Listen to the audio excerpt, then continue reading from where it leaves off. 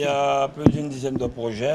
Actuellement, il existait un CDDT sur 5 ans. Nous avons revu avec le maire et ses services tous les projets, surtout urgents, pour la ville des Abîmes. Donc nous tournons, le CDDT c'était autour de 12 millions. Nous tournons dans notre proposition autour aussi de 12 millions, 11 millions et quelques, mais c'est sur 2 ans nous.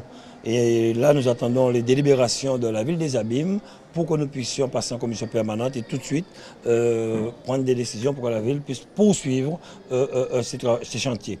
Mais il faut savoir derrière cela, nous avons aussi d'autres gros projets, notamment l'éclairage public où nous avons mis 1,4 million pour la ville des Abîmes et 5 millions de fonds européens. Donc comme je l'ai toujours dit, je travaille pour toute la Guadeloupe, pour tous les Guadeloupéens, avec tous les maires de la Guadeloupe, car les 32 communes de la Guadeloupe font la région Guadeloupe.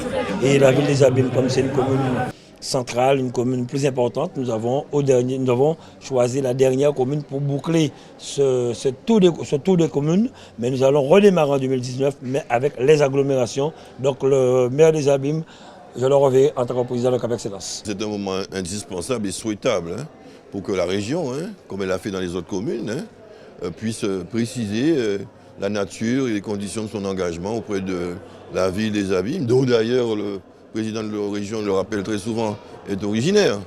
Et que nous puissions aussi dépasser le CDDT, que nous avions contractualisé avec l'ancienne équipe régionale.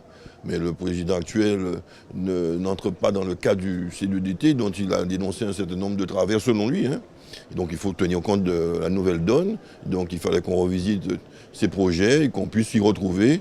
Et finalement on s'y retrouve et qu'on va pouvoir avancer avec la région sur des projets aussi importants que le stade des Abîmes, sur le rôle des sports, futur rôle des sports, un projet important pour notre jeunesse notamment. Mais sur l'eau, je pense qu'on a dépassé le stade où on se regarde en chaîne faïence. Les collectivités en charge de l'eau, les 6 EPCI communautés, plus la région et le département et l'État, sont ensemble mano à mano pour le plan d'urgence de 2 ans, il reste 18 mois. Et pour après, la région, l'État, le président de la République a dit très clairement que bon, il n'y a pas de grosse enveloppe qui va être envoyée, simplement on doit s'inscrire dans le plan ODOM, ce que nous disions depuis très longtemps, au niveau des communautés. Et avec des contrats de progrès, au cas par cas, on va pouvoir avancer durablement pour régler d'ici entre 5 et 7, 10 prochaines années, le grand maximum, le problème de l'eau en Guadeloupe.